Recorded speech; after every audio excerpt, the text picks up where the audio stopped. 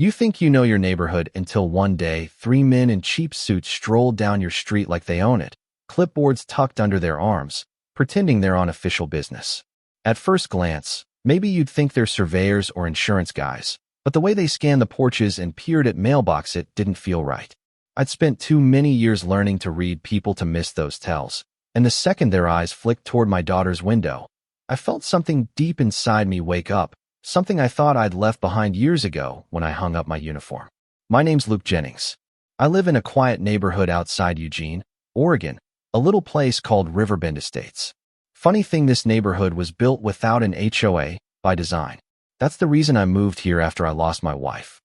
I wanted peace, wanted to raise my daughter Chloe without somebody telling us what color mailbox we could have or whether her chalk drawings on the driveway broke some bylaw.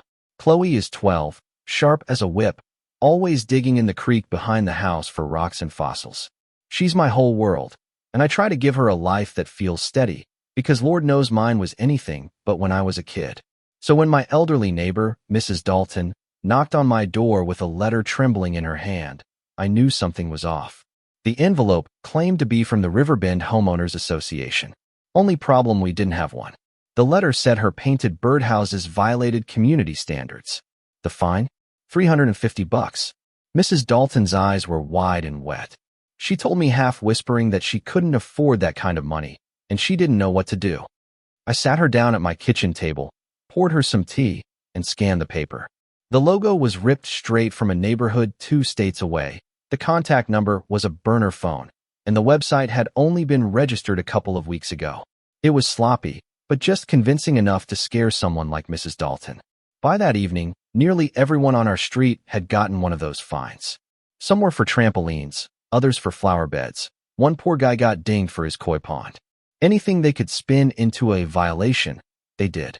But one detail stuck in my mind. My security cameras had caught a black SUV idling at the corner the same day those letters showed up. I ran the plates through an old contact-retired cop, meaned what came back was a shell company called Community Compliance Solutions. No real office, no history, just a paper front. I figured we'd be dealing with scammers trying to milk retirees. Annoying, but not world-ending. But the next afternoon, while kids were walking home from school and lawn crews were packing up, those same 3 men in suits marched right up Mrs. Dalton's porch. They carried binders, spoke in these fake authoritative tones, like they were city officials. And then the leader's short haircut, smug look asked the question that made my stomach flip. Is the Jennings girl home? That was it. My pulse spiked, and I was already moving across the lawn before my brain even caught up. Excuse me. I called out, my voice low but sharp. You want to repeat that? He froze for half a second, clipboard hovering midair. His buddies turned, sunglasses hiding their eyes, but not their nerves. I noticed one had a prison tattoo creeping out from under his cuff. These weren't neighborhood volunteers, and they sure weren't from any board. These were predators in bad costumes. Mrs. Dalton shrank back into her doorway, whispering they said they were compliance officers. There is no board. I cut in, my eyes locked on the leader. Now why are you asking about my daughter? He tried to smirk, said something about standard accounting, making sure residents were in compliance. The words barely left his mouth before my fists curled tight. She's 12, I told him. You don't account for my kid. By now, a few neighbors had started to notice. My buddy Randy leaned against his mailbox across the street, phone out, filming. A couple of landscapers cut their engines and stood watching. The air shifted suddenly. It wasn't just me in them. It was a crowd. I raised my voice so everyone could hear. These men are frauds. They're impersonating an HOA in a neighborhood that's never had one. And now they're targeting a minor. That's a felony. The leader's smirk cracked for the first time. He snapped his binder shut and hissed, "You don't want to make this difficult, Jennings. We'll be back." They turned to leave, but I stepped into their path. "No, you're not coming back.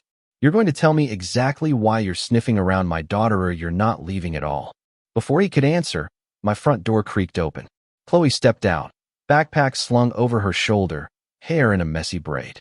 "Dad, what's going on?" she called. And just like that, time slowed. The men's heads turned toward her. One of them, the tall one, lunged like he was going to grab her. That was his mistake. I was on him in a heartbeat, shoulders slamming into his ribs so hard he flew back onto the lawn. The others shouted and rushed forward. Chloe screamed, this high, sharp sound that cut through me like lightning. That sound flipped a switch I hadn't felt since combat precision. Instinct, no hesitation. The leader reached for her wrist. I caught his arm mid-swing and twisted hard. His knee buckled as I drove my boot into his leg, snapping it like a branch. He went down screaming. The tattooed one came from behind, trying to pin me. I dropped low, spun, and drove my elbow straight into his knee. He collapsed, howling, clutching his leg. Within seconds, all three were writhing on the ground, groaning and cursing, unable to stand. Chloe stood frozen on the porch, tears streaking her cheeks. I looked right at her and said, steady as I could, you're safe. They won't touch you. By now, the street was buzzing. Neighbors were out on their lawns, phones recording. Randy shouted that cops were on the way. The men tried to sputter excuses about official HOA business, but their plastic badges and flimsy binders were scattered across the grass for everyone to see. I crouched beside the leader, his face twisted in pain. I leaned close and told him, you picked the wrong house. You don't ever come near my kid again. Crawl away if you can. But they didn't get the chance. Sirens wailed, red and blue lights cutting through the dusk. 2 squad cars pulled up, officers spilling out with weapons ready. The scene spoke for itself. 3 broken enforcers sprawled in the dirt, neighbors shouting, kids crying. One officer snatched the fake badge off a chest and muttered, plastic junk, kidnapping and impersonation. You're done. That should have been the end. But then came the twist. As they cuffed the men, one of them cracked under the pressure. It wasn't us, he shouted. We were sent by Margaret Dalton. She paid us to scare him, to take the girl. You could have heard a pin drop. Every head turned toward Mrs. Dalton's house. The same sweet woman who'd brought me the letter, who I'd comforted at my kitchen table. Gasps rippled through the crowd. Some cursed out loud, others just stared in shock. The officers froze, then quickly scribbled her name in their notepads, calling for a warrant. Chloe tugged at my arm, her voice shaking. Dad, she sent them. I looked her in the eyes and nodded. Yes, but she'll never touch you again.